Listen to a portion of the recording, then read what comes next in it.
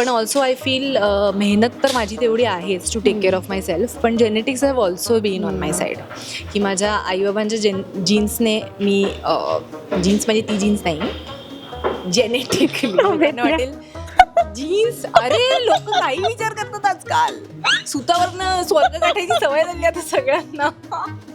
Sorry. नमस्कार, मी मधुरा शिधे आणि कलाकृती पुण्यात तुम्हा सगळ्यांचं मनापासून स्वागत आहे. आज मी आली आहे तारिणी मालिकेच्या सेटवरती आणि माझ्याबरोबर आहे तुमच्या सगळ्यांची आणि माझी लाडकी अभिज्ञा भावे. हाय. हॅलो, थँक्यू कशी सो आहेस? मच. मस्त मस्त, एकदम मस्त. खूप मस्त वाटतं मला तुला भेटून, कारण आपण खूप दिवसांनी भेटतो. खूप दिवसांनी. आणि मला वाटतं मी मालिका सुरू झाल्यानंतर मी सेटवरती आज पहिल्यांदाच आली आहे. हो हो हो हो. आणि तुझं आपण आय थिंक प्रेस कॉन्फरन्स होती आणि तेव्हा बाईट्स गेल्या होत्या. करेक्ट. आणि मला तुझा तेव्हाचाच लुक इतका आवडला होता की मला असं झालेलं की वाव, ही किती भारी गोष्ट आहे. म्हणजे ज्या मुलींचं हे असतंच की तयार व्हायला खूप आवडतं आणि छान. मला असं झालं की वाव, किती लकी आहे ही की जे छान आवडते तेच तुला कॅमेऱ्यासमोर पण घालून ऍब्सोल्युटली. ह्याला खरंच नशीब लागतं आणि आता माझं नशीब जोरावर आहे असं म्हणायला काहीच हरकत नाही. पण इन जनरलच अभिज्ञाची अशी स्टाईल असे खूप जण फॉलो करतात, पण की तुझी ज्वेलरी असू दे, तुझे लुक्स असू दे छान, तुझं स्वतःचं ब्रँड आहे, म्हणजे काच नाही कोणी फॉलो करणार. No, but I am very glad कारण ऑफकोर्स म्हणजे हे असंच नाही करत मी. त्याच्या प्रत्येक गोष्टी मागे माझा एक थॉट असतो. मग ते अगदी कपड्यांपासून ते ज्वेलरीपासून ते केसांपासून सगळ्या गोष्टींमध्ये माझा एक थॉट असतो. So I am very glad की त्याची दखल घेतली जाते. येस.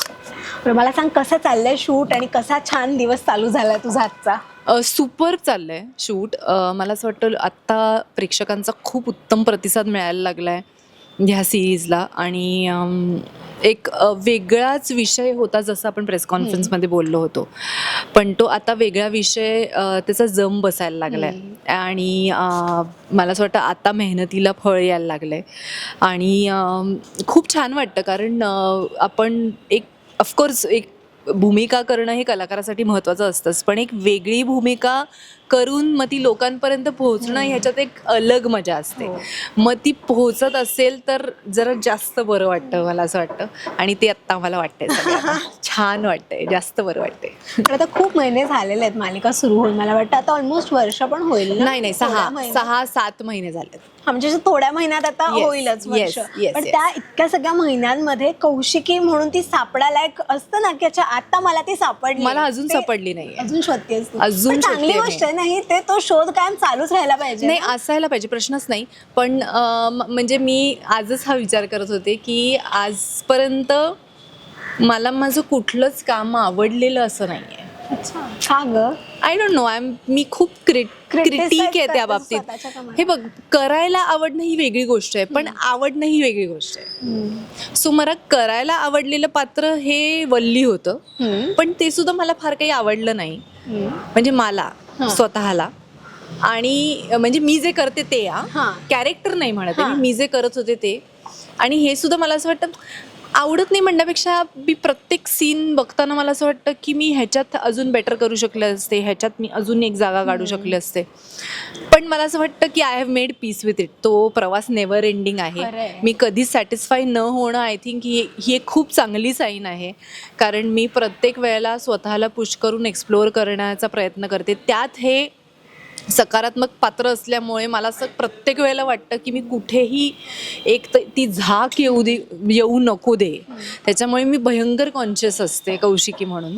आणि सर पण ऑफकोर्स म्हणजे त्यांना असं मुद्देसूद सगळं लागतं भीम सरांना. मी अशी खूप अशी एक इंडल्ज करणारी मुलगी आहे, पण त्यांना साचा लागतो की त्यांना हे असं. So of course it is difficult for me, for Abhidnya. पण मजा पण खूप येते यार, खूप मजा येते. तुझ्या मालिकेमधलं तुझ्या कॅरेक्टरमधली एक गोष्ट कोणतीही असू दे, ना दर कॅरेक्टरमधली एक गोष्ट ना अशी खूप अशी हायलाईट झाली आहे. म्हणजे आधीच्या मालिकेमधलं तुझं नाक फुगून बोलणं असू देत किंवा मग तुझी स्टाईल असू देत काहीतरी. आता या मालिकेमध्ये तुला काय वाटतं की कुठची गोष्ट आहे कशी जास्त हायलाईट व्हायला पाहिजे किंवा तुलाच खूप आवडते? ह्या मालिकेतले माझे इमोशनल जे सीन्स असतात ना, म्हणजे इमोशनल ग्राउंडवरचे जे सीन्स असतात ते मला असं वाटतं की खूप मला स्वतःला रिलेटेबल आहेत.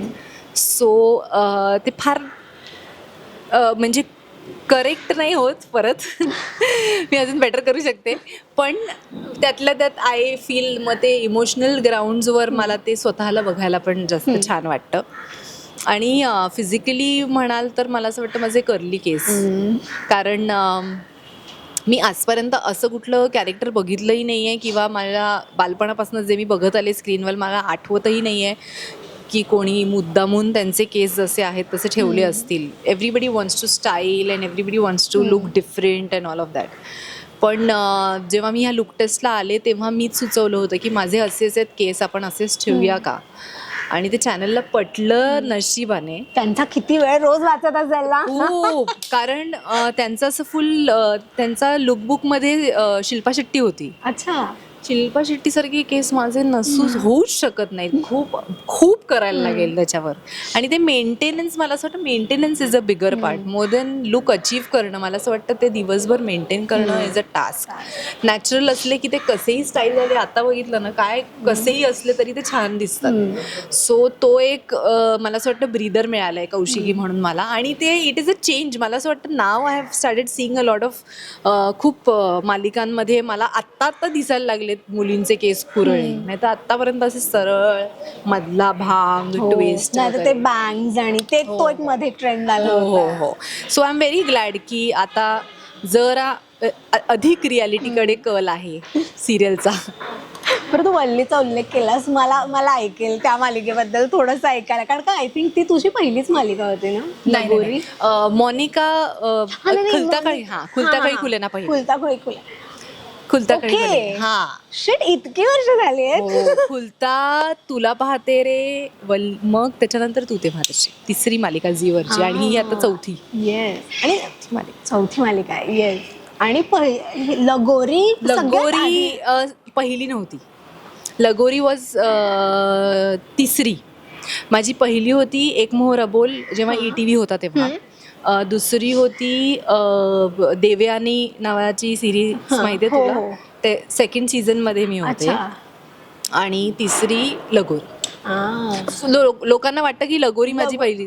मलाही तेच वाटत होतं, म्हणजे ते होतच. आणि ना अशी खूप हायलाइट झालेलीस ग तू त्यामध्ये, तुम्ही सगळ्याच जणी ऍक्च्युअली. ऍब्सोल्युटली. आणि मज्जा गेली होती आम्ही. ती सुद्धा एकदम वेगळ्या, म्हणजे now when I look back I feel म्हणजे इतका आय एम सो प्रिव्हिलेज की मला अत्यंत वेगळ्या धाटणीच्या भूमिका मिळालेल्या आहेत, पात्र मिळालेली आहेत. आणि ते डेली सोपमध्ये अचीव्ह होणं हे खूप कौतुकास्पद आहे. आणि मग मी म्हणेन माझं नशीब खूपच दांडगं आहे, बिकॉज सातत्याने मला वेगवेगळ्या गोष्टी करायला मिळाल्या. किती छान. पण असं सतत ज्यावेळेस काम सुरू, म्हणजे टचवडी खूप चांगली गोष्ट आहे की सुरू असतं, पण मध्ये ना एक असं कधीतरी असं फील होतं का की आता थोडासा ब्रेक हवा यार, थोडं नेहमी वाटतं ब्रेक हवाय. मी खूप अत्यंत काय म्हणू आपण त्याला, नथिंगनेस इंडल्ज करणारी मुलगी आहे. काय करतेस पण मग त्या ब्रेक मध्ये? नाही, फिरतेस ना? फिरते सुद्धा, ऑफकोर्स. मला फिरायला भयंकर आवडतं. घरी बसून शून्यात बसून विचार करणे किंवा ओव्हर ॲनलाइज करणे, एक कुठली तरी घडलेली सिच्युएशन, किंवा नेटफ्लिक्सवर सिरीज बघणे, किंवा प्राणी प्रेम, या सगळ्या गोष्टी तू मला म्हणालीस की आता तुझी नोकरी ही आहे की तुला ह्या गोष्टी करायच्या आहेत आणि तू पैसे कमवशील, मी अब्जपती होईल. अब्जपती इतकं मी इंडल्ज करते या सगळ्यात. असं कोणीतरी म्हणलं पाहिजे फक्त. काय हो, बघ ना. हो, असे खूप मी मध्ये वाचलं की जर का असं फक्त झोपा काढणं हा जर का एक जॉब असता तर आपण मग तर मी अंबानीलाही मागे टाकेल.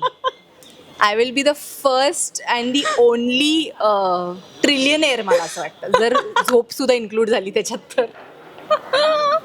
आणि एक अशी गोष्ट ज्याच्यासाठी तू कायम रेडी असतेस? फिरायला. भयंकर फिरायला. तयार व्हायला नाही म्हणणार, कारण तयार होण्याचा मूड असतो, कधी कधी असतो, कधी कधी नसतो, पण मी होतेच एनिवेज.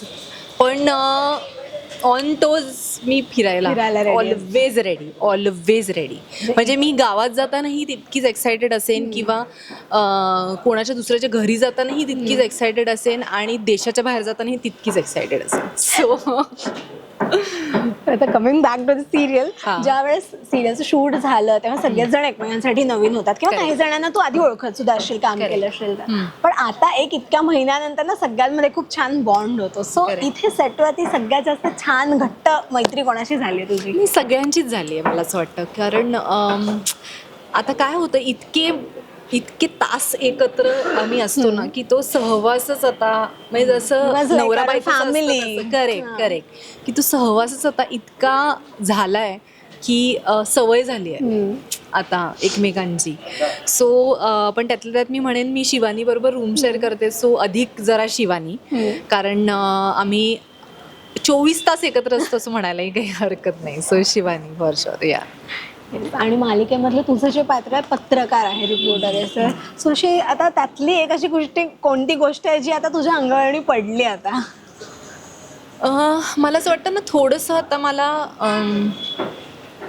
म्हणजे मी आधी फार काय म्हणू न्यूज किंवा अशा गोष्टी फार इंडल्ज नाही करायचे. माझा तो विषय नाही आहे, माझ्या आवडीचा विषय नाही आहे फ्रँकली.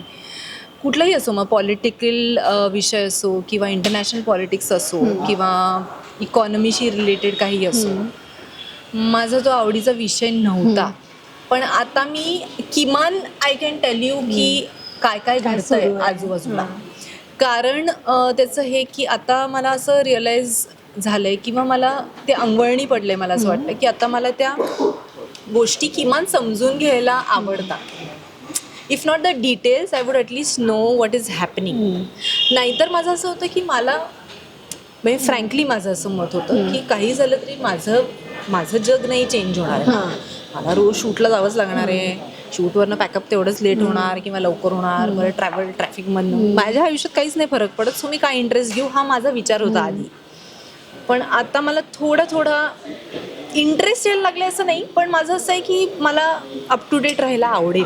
आय थिंक मग पत्रकार म्हणून हा एक गुण उतरला आहे की अपडेटेड राहावं माणसाने सगळ्याच बाबतीत. क्या बात आहे. आणि इतकं सगळं हेक्टिक शेड्यूल असतं सगळं, पण त्या ह्याच्यामध्ये सुद्धा तू टचवूड फिट अँड फाईन आहेस. म्हणजे हे साधारण हे काय कसं जमवतेस ह्या सगळ्या? नाही हे मी अजिबात म्हणजे खोटं बोलणार नाही. हे अत्यंत कठीण आहे टू अचीव्ह. कारण एकतर खाण्यापिण्याच्या वेळा इतक्या हेवायर असतात, त्यात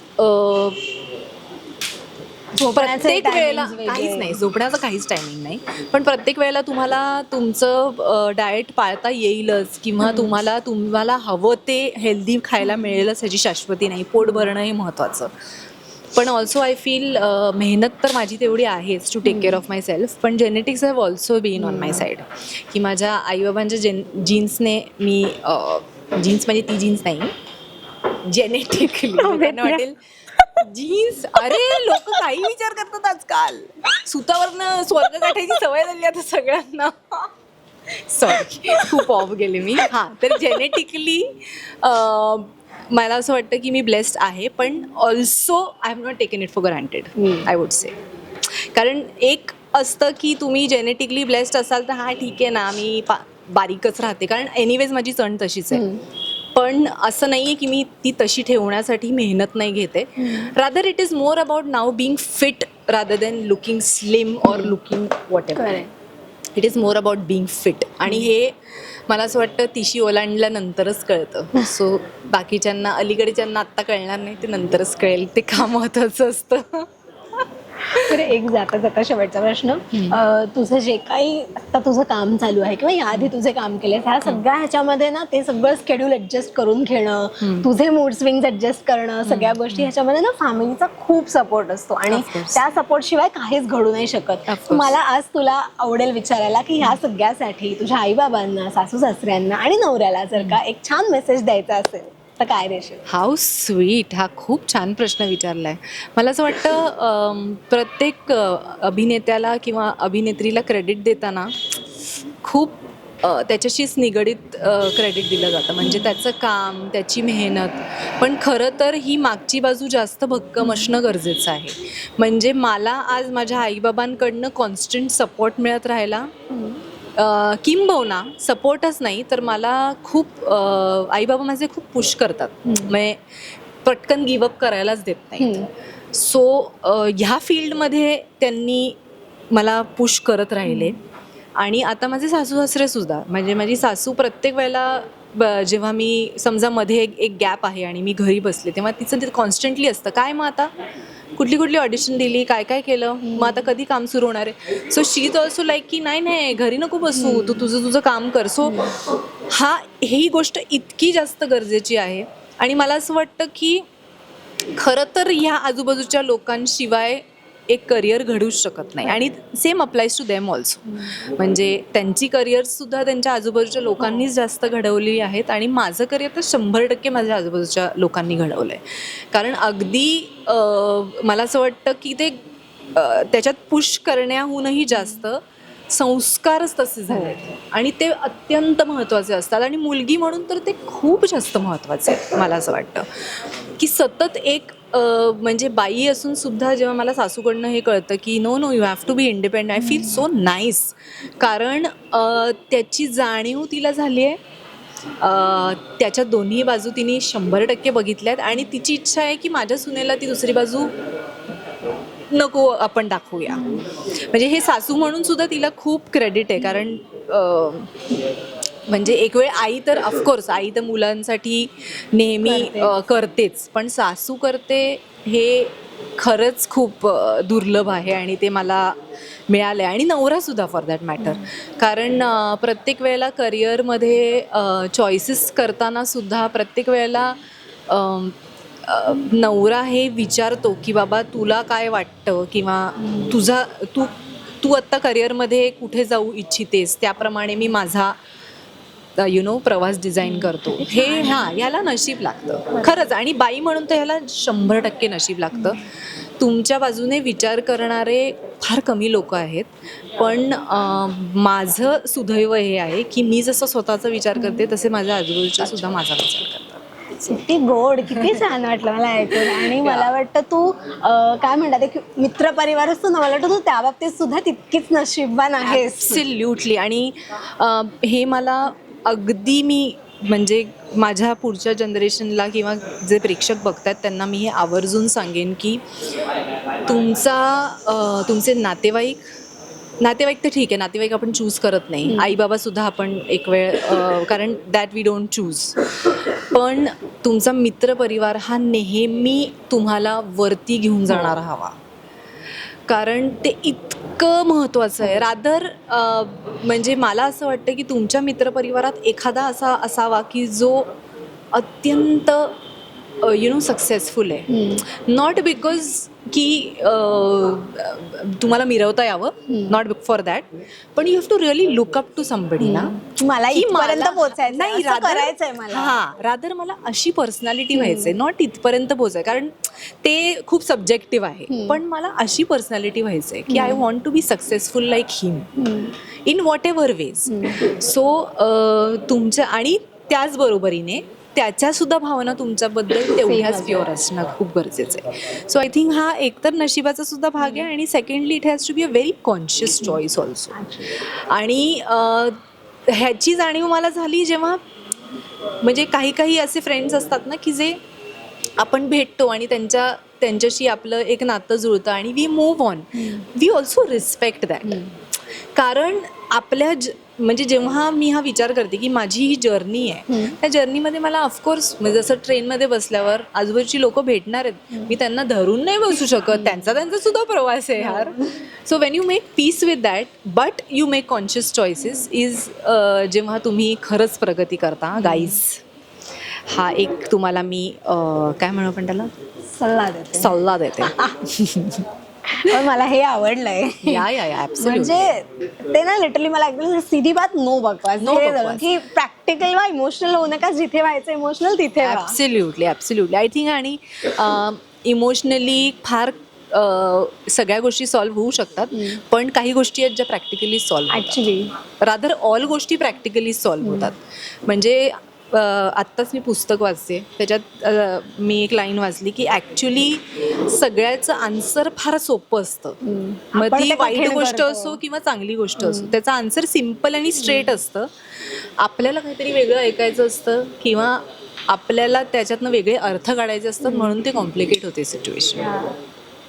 so it is very simple. Life is very simple it's just that you have to take it the way it comes. Correct. क्या बात आहे. खूप छान वाटलं मला अभिज्ञा तुझ्याशी गप्पा मारून. Thank you. आणि आता छान तुझे सीन्स चालू आहेत, मस्त Yes. छान मालिका चालू आहे, त्यासाठी तुला खूप खूप शुभेच्छा. Thank आणि you. तुझ्या इतर सगळ्या प्रोजेक्टसाठी wish you all the very best. Thank you so much. Thank you.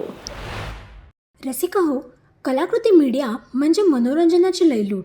मनोरंजन क्षेत्रातील किस्से व घडामोडींचा आस्वाद घेण्यासाठी कलाकृती मीडिया या यूट्यूब चॅनलला सबस्क्राईब करा आणि व्हिडिओ लाईक करा.